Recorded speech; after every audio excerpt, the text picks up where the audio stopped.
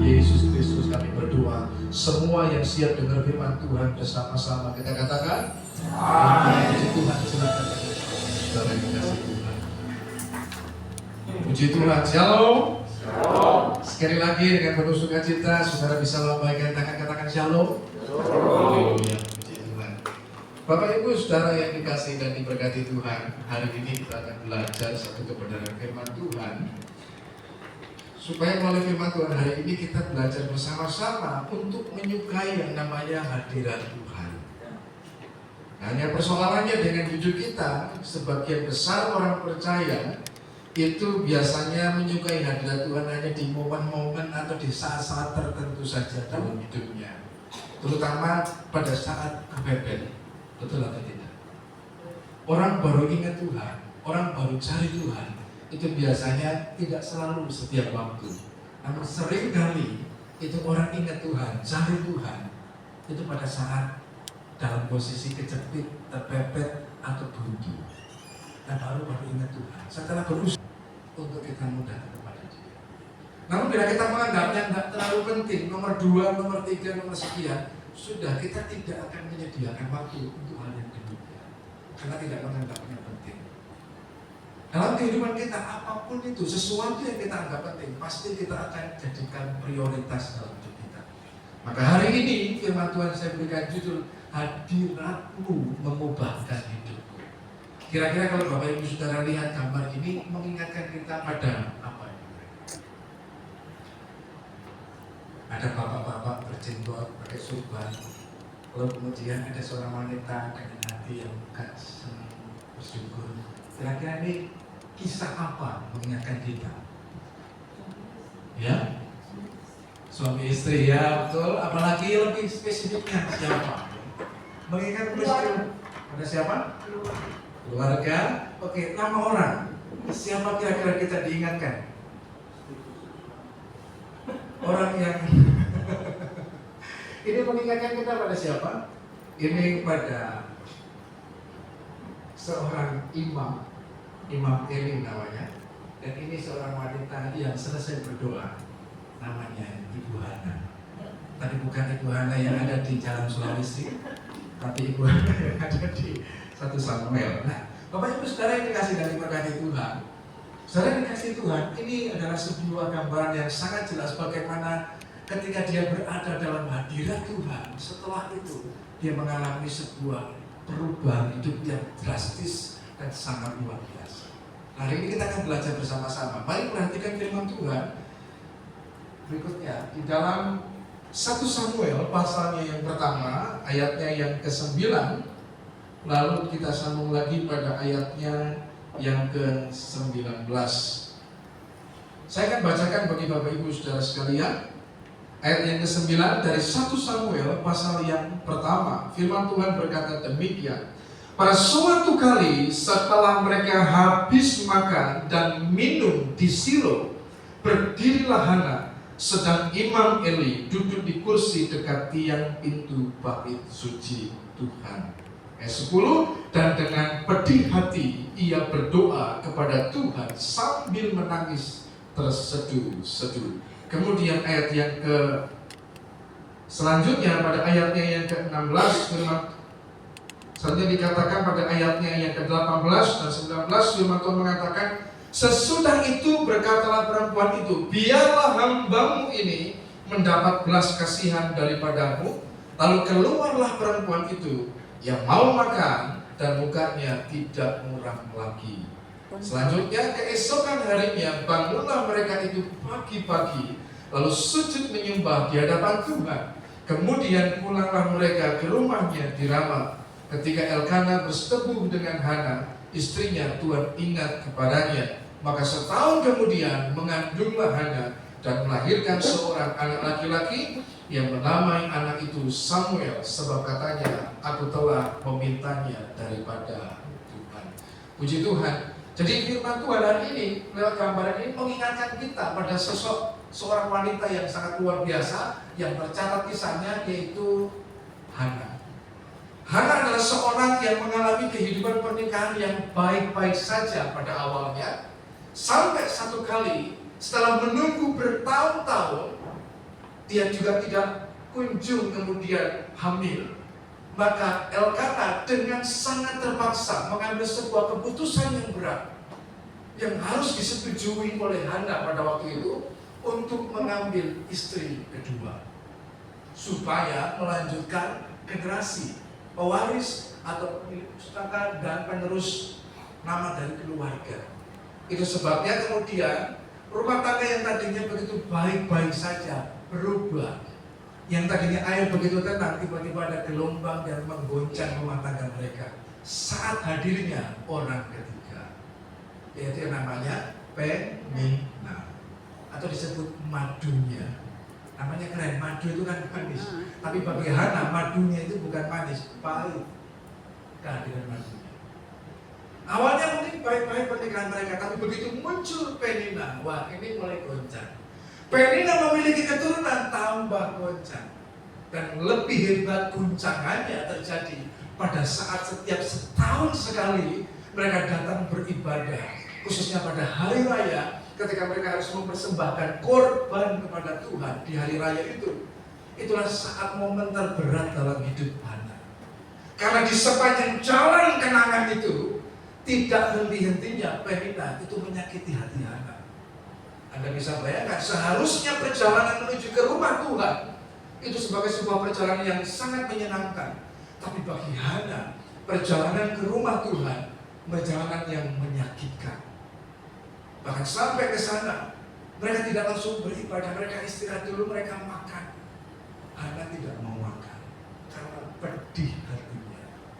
Berulang kali madunya, Penina itu menyakiti hati Hana. Mungkin dengan ucapan, dengan sikap dan perbuatan. Hatinya sangat pedih. Jadi sekalipun dia datang beribadah kepada Tuhan, hanya sekedar formalitas. Datang dengan pedih hati, pulang pahit hati. Tidak ada bedanya, makin memperburuk keadaan hidupnya. Namun satu kali dia mengambil sebuah keputusan yang luar biasa dalam hidupnya, dan keputusan itulah yang mengubahkan hidupnya. Keputusan apa? Yaitu untuk bukan hanya sekedar dia datang ke rumah Tuhan, tapi dia masuk dan berjumpa Tuhan dalam hadirat Tuhan. Di waktu itulah dicatat dalam 1 Samuel itu, bukan hanya dia datang kepada Tuhan, dia selama ini sudah datang ke bait Tuhan, ke rumah Tuhan, tapi dia tidak pernah berjumpa dengan Tuhan. Dia datang ke rumah Tuhan, tapi dia tidak mengalami hadirat Tuhan dalam hidupnya. Bagi dia rasanya Tuhan tidak ada. Dia hanya datang, ibadah, selesai pulang. Dan tidak ada namanya persekutuan dengan Tuhan dalam hadiratnya. Tapi di hari itu menjadi hari yang berbeda. Saat keluarganya sedang berkumpul, Hana sudah tidak tahan lagi dengan pedih hatinya. Saya membayangkan hati kita ini seperti sebuah wadah. Saya gambarkan hati kita ini seperti sebuah gelas ini. Gelas ini mempunyai batasannya, mempunyai ukurannya. Di saat kita menaruh air, menuangkannya terus-menerus sampai di batasnya. Misalkan di sini dituliskan isinya adalah misalkan 200 ml. Itu batas maksimalnya. Kalau isinya atau maksimalnya dia bisa menampung hanya 200 ml. Saya kasih 500, apa yang terjadi? Penuh? Bukan cuma penuh, melimpah keluar. Karena sudah gak kuat menampung lagi. Hati kita ini juga sama, punya batasannya. Batas sabar, batas kekuatan, batas kemampuan. Ada batas tertentu Hana mencoba sabar. Ada batas tertentu Hana mencoba untuk saya kuat, saya bisa. Tetapi sebisanya Hana, semampunya Hana, sesabar-sabarnya Hana, orang bilang ada batasnya. Di saat batasnya sudah selesai sampai di sini dan terus dituang, hanya luap. Tapi yang terbaik adalah dia meluapkannya itu kepada Tuhan dalam hadirat Tuhan. Dan ini yang kita perlu belajar bersama-sama. Kalau sesuatu yang sudah tertampung nggak tahan, kita luapkan ke hal yang lain, itu menjadi sesuatu yang tidak baik. Tapi Hana memberikan sebuah contoh yang baik. Dia luapkan itu, dia datang kepada Tuhan dalam hadiratnya. Ini sebuah gambaran ketika dia berdoa kepada Tuhan. Soal itu yang pertama saya tuliskan, kita mesti belajar bahwa saat kita datang kepada Tuhan dalam rumah Tuhan, kita mesti percaya Tuhan itu ada. Selama ini Hana datang, dia hanya sekedar rutinitas saja, tanpa menyadari kehadiran Tuhan di tengah-tengah hidup mereka. Tapi di hari itu menjadi sebuah hari yang berbeda. Dia percaya Tuhan itu ada, sehingga dia mau bicara dengan Tuhan. Kalau kita merasa bahwa ini hanya sebuah gedung, kita tidak akan berbuat apa-apa. Tapi kalau kita tahu, saya menginjakkan kaki ke rumah Tuhan, Tuhan ada di tengah kita. Kita memuji Tuhan, kita menyembah Tuhan, kita berdoa, kita mendengarkan firman Tuhan dengan sikap yang berbeda. Karena kita percaya Dia ada di tengah kita.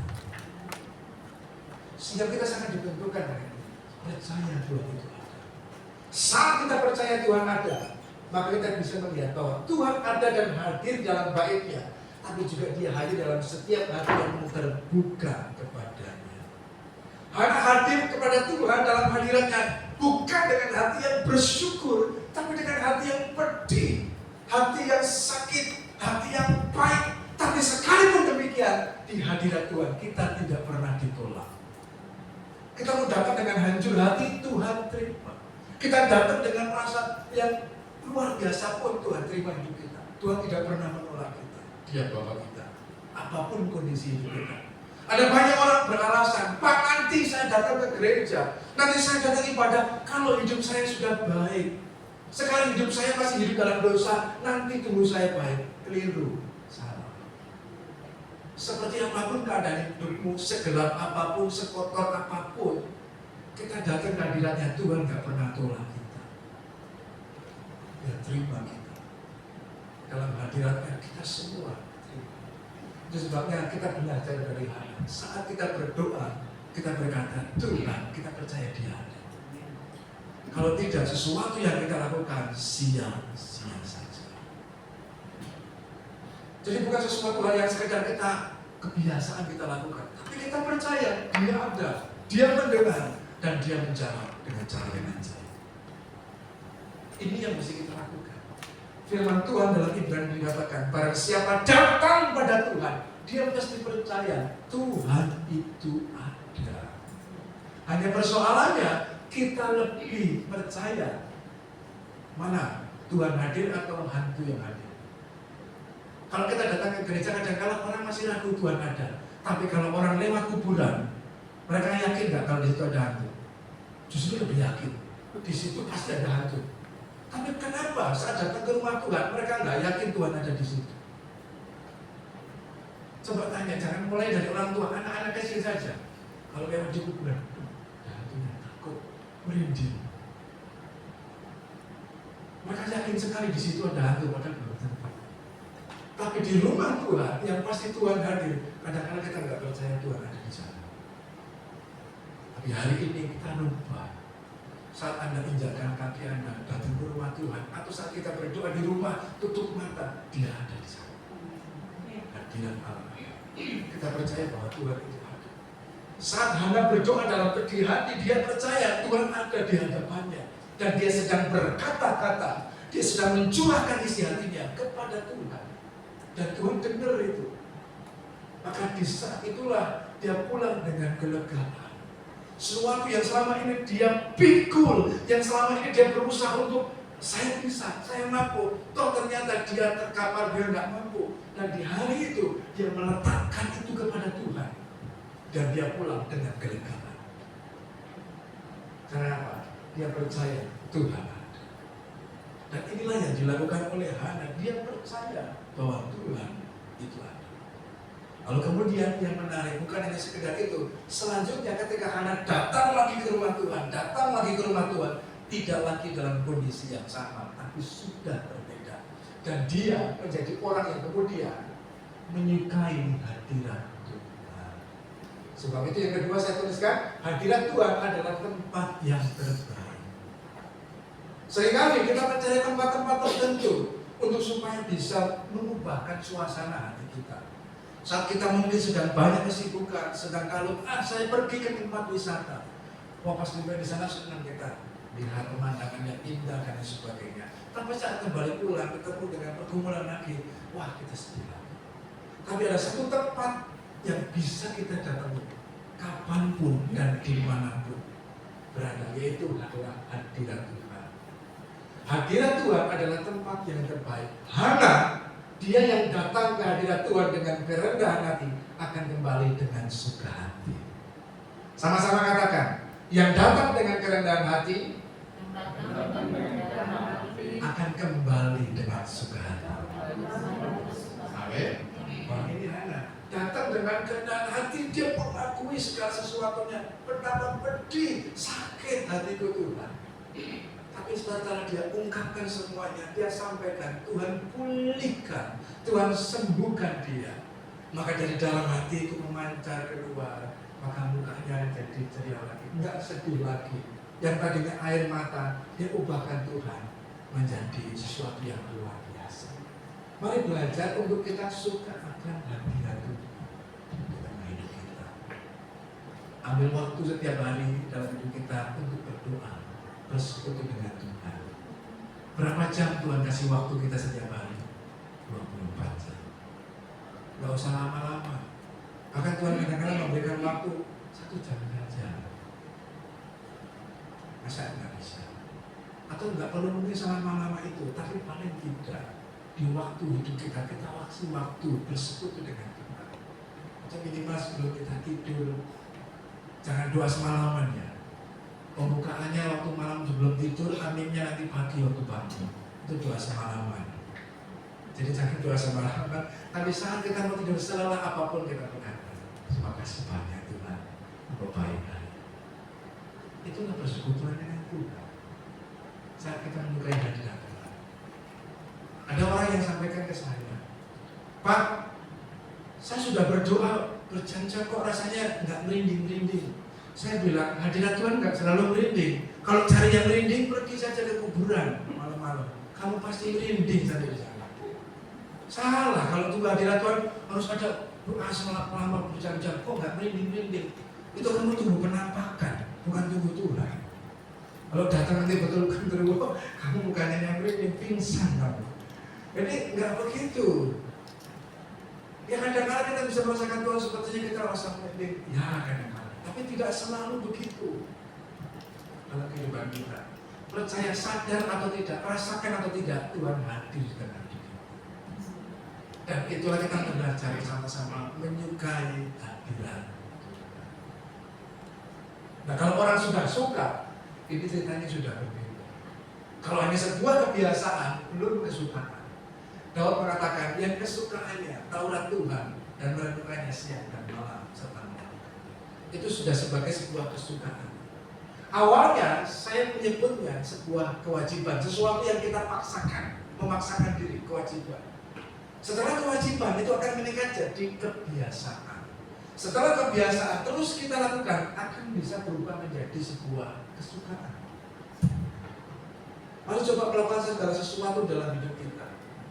Mungkin awalnya berat buat kita melakukannya, harus berdoa, baru semenit berdoa rasanya nampak banget. Lihat itu jarum-jarum rasanya nggak pindah-pindah. Betul atau tidak kalau orang yang awalnya berdoa? Dulu kali pertama kali masuk sekolah Alkitab, suruh doa, rasanya lama banget. Disuruh doa 1 jam saja baru nengok, baru main sebentar nengok lagi. Kok 5 menit itu lama banget. Tapi setelah Anda jalani terus-menerus, dan semalaman pun rasanya capek.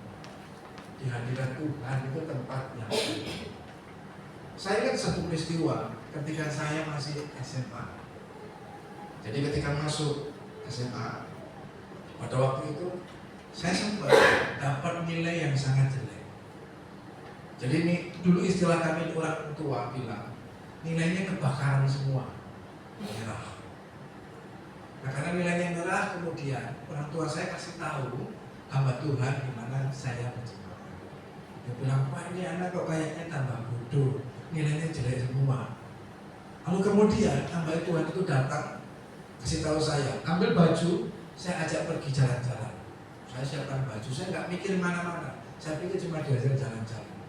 Setelah ikut dia naik motor, saya dibawa ke Ungaran. Ternyata bukan ke tempat wisata, ke Bukit Doa. Nah disuruh ke Bukit Doa, saya disar di situ. Lalu mereka pendeta saya itu melapor, Lalu kemudian saya masuk di tempat untuk istirahat, dikatakan, saya taruh sini, nanti hari Sabtu saya jemput. Saya dibawa ke sini itu Minggu sore. Dia bilang nanti hari Sabtu saya jemput. Lalu terus saya ngapain di sini? Doa. Saya ditinggal pergi. Saya mau pulang, saya nggak ada uang, saya nggak tahu tempat, saya nggak tahu jalan, saya ditaruh di situ. Pas satu SMA, saya disuruh cuma doa. Di bukit doa di Getsemani, orang dikasih makan sehari cuma sekali, karena di situ tempat doa dan puasa. Saya bingung apa ya. Pokoknya kemudian sudah ikut cuma doa saja. Awalnya doa berat, masuk di gua tempat untuk berdoa, bersekutu dengan Tuhan, masuk di ruang penyembahan. Rasanya sesuatu yang jenuh dan sebagainya. Tapi berjalannya waktu ketika mengikuti hal itu, ternyata ada hal yang indah. Pertamanya berat, sebuah hal yang berat. Hari pertama, hari kedua, rasanya ingin lari dari sana. Tapi hari ketiga, selanjutnya sampai saya dijemput, saya ditanya, bagaimana rasanya? Wah, sudah Pak, selanjutnya saya menikmati di situ. 1 minggu dibiarkan di bukit doa. Setelah pulang, saya disuruh mintanya nggak lain. Hari pertama sampai hari terakhir, doamu cuma satu saja, minta hikmat Tuhan. Selesai dari situ, sudah saya pikir nggak terjadi sesuatu. Begitu masuk sekolah lagi, wah saya kaget. Rasa-rasanya mengikuti pelajaran kok kayak mudah. Oh, begini, begitu. Yang tadinya sepertinya ngeblank, gelap, semuanya nggak bisa ngerti pelajaran. Sekarang begitu ikuti pelajaran tentunya gampang. Oh begini, matematika dulunya kayak sulit kok bisa. Akhirnya puji Tuhan. Setelah itu naik kelas nilainya cukup baik. Akan sampai lanjut lagi ke tingkat yang lebih tinggi lagi. Semua anugerah kita. Nah sejak saat itulah belajar untuk menyukai yang namanya hadirat Tuhan. Dan hadirat Tuhan jadikan itu tempat yang terbaik, tempat pertama dalam hidup kita. Saat hatimu sedang galau, jangan buru-buru ke tempat wisata, jangan buru-buru ke tempat kita lari, misalkan bioskop lah atau kemana dan sebagainya. Tapi tempat pertama Anda larilah ke hadirat Tuhan. Di situ kita akan mengalami damai sejahtera. Di situ kita akan mengalami kasih daripada Tuhan kita. Nah, saat kita sudah menyukai hadirat Tuhan, orang yang memiliki persekutuan yang baik dengan Tuhan, dampaknya itu secara vertikal, dampaknya horizontal. Seperti yang ketiga saya tuliskan, setelah Hana dia berdoa kepada Tuhan, terjadi yang namanya hadirat Allah mengubahkan hidupnya. Saya tuliskan yang ketiga, perubahan dimulai dari dalam, kemudian keluar. Dari dalam hati, kemudian pada sikap dan pada perbuatan. Saat Hana datang berdoa, dari dalamnya bermasalah, hatinya pedih. Saat dalam hatinya bermasalah, hatinya pedih, itu mempengaruhi hidupnya. Perhatikan ucapan Hana. Ucapannya pasti enggak, karena dipengaruhi dari dalam hati. Kemudian sikapnya, diajak makan enggak mau, disikat-sikat enggak mau, dihibur enggak mau terima, karena hatinya sedang bermasalah. Tapi saat kemudian datangnya hadirat Tuhan, dia mengungkapkan dan mencurahkan isi hatinya kepada Tuhan. Lalu Tuhan menjamah hidupnya. Maka perubahan terjadi. Saudara perhatikan, saya bacakan bagi saudara ayat yang ke-18. Lalu keluarlah perempuan itu. Dia mau makan dan mukanya tidak muram lagi. Sebab kalau dia masih hidup dalam kepedihan hati, dia yang rugi sendiri. Perhatikan, pengennya makan sedap, dia yang kena bahaya, dan dia nggak mau makan. Pengennya senang-senang, dia sengsara, rugi sendiri. Tapi di saat itulah kesadaran mulai muncul dalam hidupnya. Sadar bahwa saya tidak mau lagi hidup dalam keadaan demikian, tapi aku mau hidup dalam anugerah Tuhan. Aku mau diubahkan. Maka dia datang kepada Tuhan, ambil keputusan, masuk dalam hadiratnya. Sampaikan keluh kesahmu, sampaikan isi hatimu. Kalau kita bicara dengan manusia, kadang-kadang nggak dapat solusi. Kadang-kadang hanya orang ingin kepo saja, ingin tahu keadaan kita, tapi nggak memberikan apa. Betul atau tidak? Saat Hana curhat ke Elkana, solusi pun nggak didapat. Sekalipun pada suami dia curhat, tetapi ketika dia mencurahkan isi hatinya kepada Tuhan dalam hadiratnya, dia dapatkan perubahan hidupnya. Datang dengan pedih hati, keluar dengan suka hati. sehingga mukanya nggak muram lagi. Tadinya karena hatinya pedih, bermasalah, mukanya jadi muram. Tapi ketika hatinya sudah diubahkan oleh Tuhan dalam hadiratnya, langsung mukanya berubah, tidak muram lagi. Yang tadinya nggak mau makan, sekarang makannya mungkin lebih banyak. Kenapa demikian? Nggak perlu makan vitamin supaya nafsu makannya bertambah. Tapi ketika dia dipulihkan oleh Tuhan, itu mempengaruhi kondisi kesehatan. Kalau orang nggak mau makan, apa yang terjadi? Kondisi kesehatannya makin baik atau makin memburuk? Hati yang gembira adalah obat. Setelah hatinya gembira, jadi obat yang manjur, sehingga dia mau makan, dia menjalani hidupnya dan hubungan dengan suaminya dipulihkan. Setelah dipulihkan, maka Tuhan membuka sesuatu yang tadinya ditutup, dibuka lagi. Rahimnya yang tadinya tertutup dibuka oleh Tuhan dan bisa buka. Dan itulah indahnya dalam hadirat. Kalau orang suka hadirat Tuhan, hidupnya pasti diubahkan oleh Tuhan. Hidup yang berubah, hidup yang berbuah. Tuhan memberkati kita semuanya. Mari kita datang kepada Tuhan. Terima kasih Tuhan Yesus.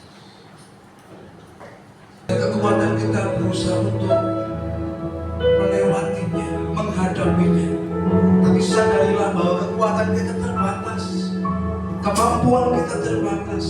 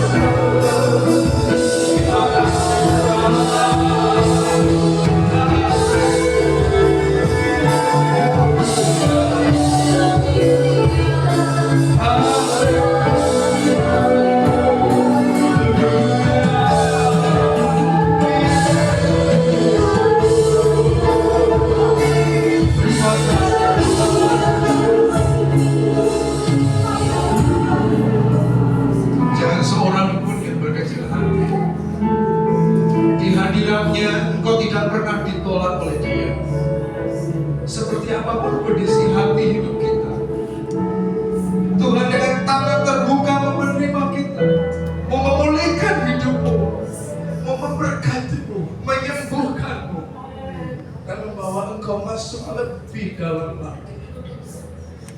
Sebab itu tidak perlu kita takut, tidak perlu kita malu untuk datang kepadanya dalam hadiratnya.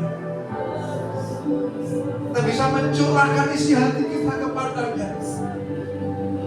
Sampaikan isi hatimu kepadanya, maka Dia akan menolongmu, mengubahkan, sehingga kau kembali dari tempat ini tidak lagi dalam keadaan yang sama, tapi kau sudah dilepaskan. Engkau mengalami kelegaan, engkau mengalami pertolongan, engkau mengalami kuasa Tuhan di tengah hidupmu.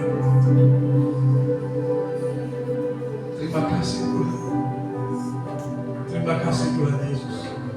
Biar setiap kami Tuhan jamah hari ini Tuhan, sehingga bukan hanya hamba yang mengalami kebaikan Tuhan, tapi setiap kami juga mengalami kebaikan dalam hadirat Tuhan, sehingga dalam hidup kami mengalami hal yang indah dan luar biasa di dalam Tuhan.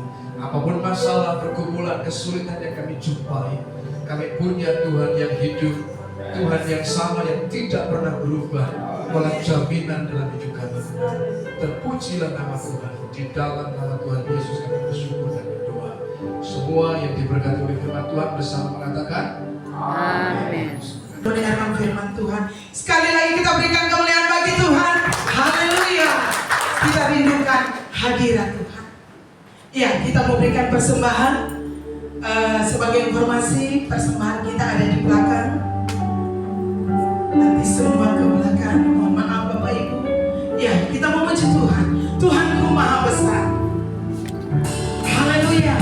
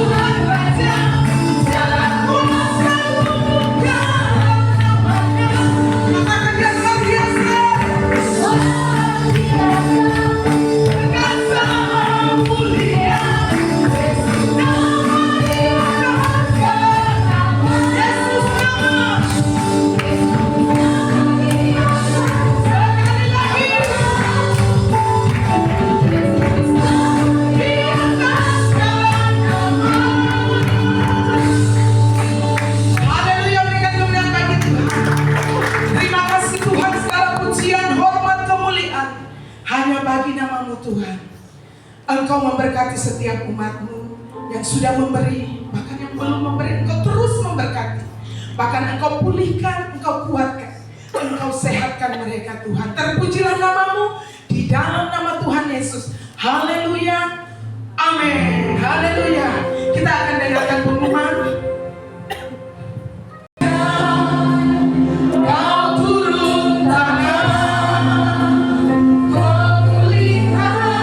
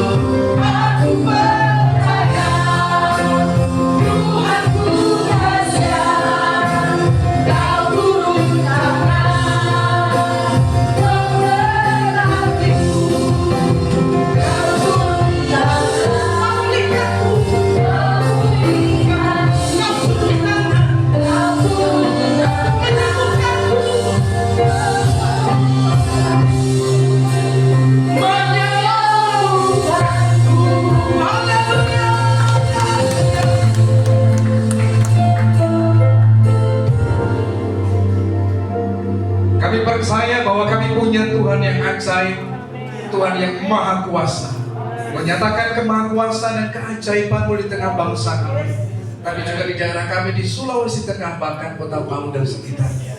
Khususnya Tuhan buat persiapan acara Festival Doa dan Kesembuhan Ilahi yang akan dilayani oleh hamba-Mu Bapak Peter Yanggrep dan Kang Anda Tuhan. Tuhan, kami terus berdoa agar acara ini boleh berjalan dengan baik, sehingga melalui kegiatan ini Tuhan ada banyak orang yang disembuhkan, ada banyak orang yang dilawat Tuhan. Kami boleh melihat kegerakan Allah terjadi di kota ini Tuhan.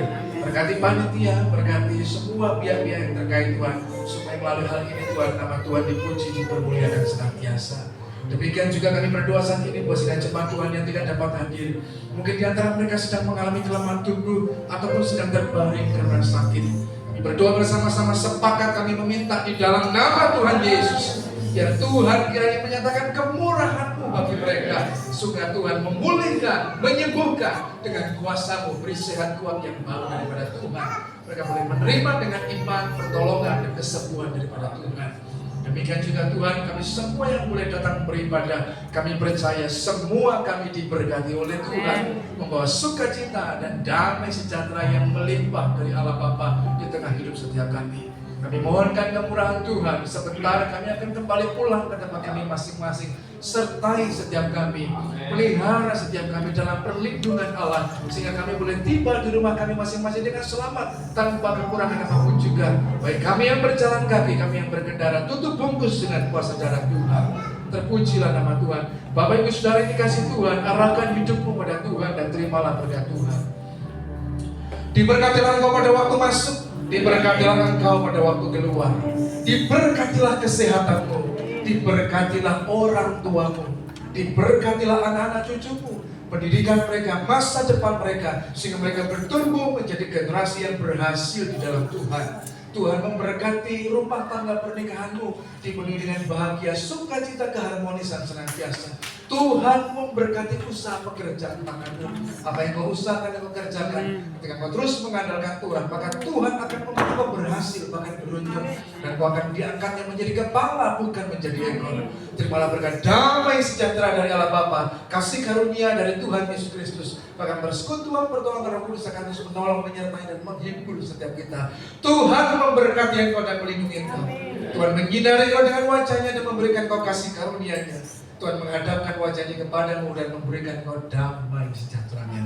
Terimalah berkat Tuhan hanya di dalam nama Tuhan Yesus Kristus Juru Selamat yang hidup, mulai sekarang ini sampai Dia datang kembali pada kali yang kedua menjemput kita gerejanya. Mari yang mengucap syukur, menerima berkat Tuhan bersama kita mengatakan amin. Selamat hari Minggu.